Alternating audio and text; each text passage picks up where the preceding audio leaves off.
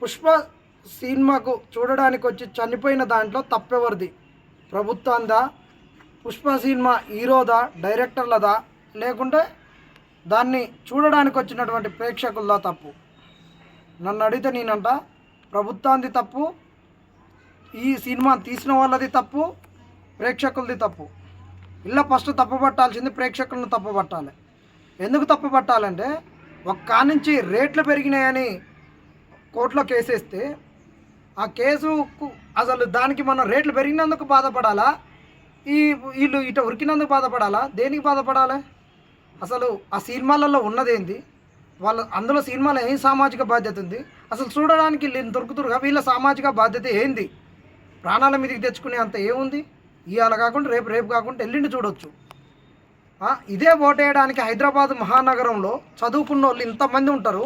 ఇంతమంది చదువుకున్న వాళ్ళు దాని ఓట్ పోలింగ్ ఎంత అవుతుంది?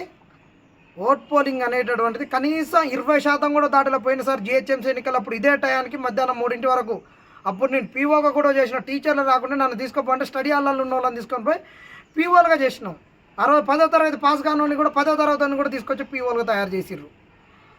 అప్పుడు మేము చూసినాం హైదరాబాద్లో 20% కూడా 3 వరకు కూడా పోలు కాలే. ఓటు వేయడానికి రారు. మీరు ఎన్నుకున్నటువంటి ప్రభుత్వం, మనకు సేవ చేయాల్సినటువంటి ప్రభుత్వాన్ని ఎన్నుకునే కాడ కూడా ఒక సామాజిక బాధ్యతను వదిలి ఉంటారు. ఇప్పుడు ఆడికి వచ్చిన వాళ్ళందరూ ఎవడు ఒక్కొక్కడు ఒక మంచి మిడిల్ క్లాస్ ఫ్యామిలీలకు వెళ్ళి వచ్చిన వాళ్ళు సినిమా కంటే పానాల మీదకి తీసుకునేటట్టు ఉరికొస్తారు. ఉరికొచ్చి సినిమా గురించి ఆడు 1000 కాదు 2000 టికెట్లు పెట్టినా చూడడానికి వస్తారు. ఇదే ఏదైనా నిత్యావసర సరుకులకు దేనికో ధర పెరిగితే ఇది పెరిగిరని గగ్గోలు పెడతారు. ఇవాళ సినిమాలలో ఏంటిది, ఒక అది స్క్రీన్ ప్లే కానీ టెక్నికల్గా ఉండేటువంటి కానీ కథా అంశం కానీ సామాజిక అంశం కానీ ఉండాలి. ఏం లేదు. సినిమా అంటే ఏంది, ఒక విజువల్స్ ఎఫెక్ట్స్ ఇవన్నీ టెక్నాలజీని ఏని జోడించి చూపించడం సినిమానా? ఇదేనా సినిమా? ఒక టెక్నాలజీని చూడడమే సినిమానా? అంతే అయిపోయింది. ఇలా టెక్నాలజీతో అన్ని ఎఫెక్ట్స్ పెట్టి చూడడమే సినిమా. అది తీయడమే, కోట్లతో తీయడమే, బాహుబలి సినిమాలు ఇవన్నీ తీయడం సినిమా అయిపోయింది. కమర్షియల్గా సినిమా అనేటటువంటి ఒక వినోదంతో పాటు ఒక సామాజిక బాధ్యత, సమాజంలో ఉన్న సామాజిక రుగ్మతల పట్ల సమాజాన్ని చైతన్యపరచవలసింది సినిమా.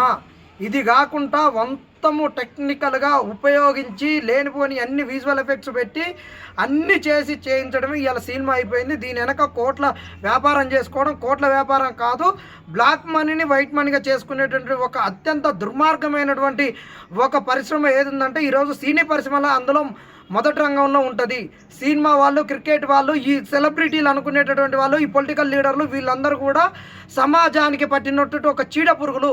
వీళ్ళు వస్తే ఉరికి పరుగులు పెట్టేటటువంటి ఒక దరిద్రమైన అలవాటుకు దూరంగా ఉండాలి సమాజం అని అనుకుంటున్నాం. ఇంకొకటి ఏంటంటే ఈడ ప్రభుత్వాన్ని తప్పు. అశోక్ నగర్లో నిరుద్యోగులు వాళ్ళ కడుపులు గాలి ఉద్యోగాలు రాకుండా ధర్నాలు చేస్తామంటేనే పర్మిషన్లు ఇయ్యరు. ఈ దద్దమ్మలు ఏ విధంగా ఈరోజు పర్మిషన్లు ఇచ్చారు? అంతమంది వేలాది మంది వచ్చి తొక్కిసలాడి సస్తుంటే వీళ్ళు ఏ విధంగా పర్మిషన్ ఇచ్చారు? పోలీసు వాళ్ళు, ఈ ప్రభుత్వం ఒక ప్రాణాన్ని, నిండు ప్రాణాన్ని ఆమె తప్పే, అసలు ఆమె రావడమే తప్పు. ఒక పిల్లగాన్ని తీసుకొని వచ్చిದ್ರು. మరి వీళ్ళు ఎట్లా పర్మిషన్ ఇచ్చారు? ఎట్లా అంత క్రౌడ్ అయ్యేటట్టు ఎట్లా ఊకున్నారు?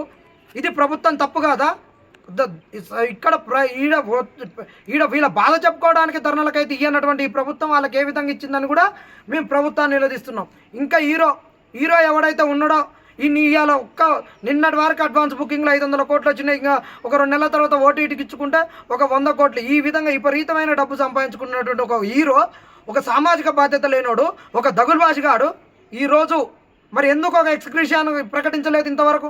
అంటాం, బరాబర్ అంటాం. మీ హీరోలు ఉంటే మీరు మాట్లాడవచ్చు, మీ హీరోల తరపున వచ్చేసి మీ అభిమానులు మాట్లాడవచ్చు. నేను ఎవరిని కూడా ఈడ కించపరచడం లేదు. ఆయన యొక్క సామాజిక బాధ్యతను ప్రశ్నిస్తున్నాం. మీరు హీరోలు, మీ అభిమానులు అయితే మీరు నెత్తిన పెట్టుకొని తిరగండి, కాదనట్లేము. అరే భాయ్, మీరు హీరోలు ఒక కటౌట్లు కట్టేటోడు అందరు ఎవడరా భాయ్? ఒక కాంచి పాయింట్ జారేటోడు, ఒక కాంచి జుట్టు అంపాలు ఇట్లేసుకొని ఒక పూట గడిస్తే ఇంకొక పూట గడవను కూడా ఈరోజు హీరోలకైనా, సినిమా హీరోలకైనా, హీరోయిన్లకైనా, లేకుండా పొలిటికల్ లీడర్లకైనా కటౌట్లు కట్టి తిరిగి దద్దమ్మ లెక్క జీవితాన్ని నాగం చేసుకునేది ఒక మిడిల్ క్లాస్. ఇంకా పచ్చిగా చెప్పాలంటే ఈ హైదరాబాద్లో ఉండే స్లమ్ములలో ఉండేటటువంటి ఎస్సీ, ఎస్టీ, బీసీ, మైనారిటీ బిడ్డలు తప్ప ఏ ఉన్నోడు కానీ, ఏ కోటేశ్వరుడు కానీ ఎవడు కూడా రారా నాయన. మీరు కట్టే కటౌట్లకు అన్నిటికీ మీరు ఇచ్చే డబ్బులతో ఆడ వ్యాపారాలు పెట్టుకొని సినిమా ఆర్టులు అని చెప్పేసి 1000 కోట్ల వ్యాపారాలు చేసుకునేటోళ్ళు ఆ దద్దమ్మలు వాళ్ళు.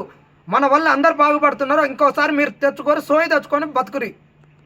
సామాజిక బాధ్యత లేనటువంటి అల్లు అర్జున్ అయినా వీళ్ళందరినైనా అరెస్ట్ చేయాలి. సరే పోయింది, ఆ బిడ్డ చనిపోయింది, ఆ బిడ్డకు ఖచ్చితంగా ప్రభుత్వం ఎక్స్గ్రేషియా ఇవ్వాలి.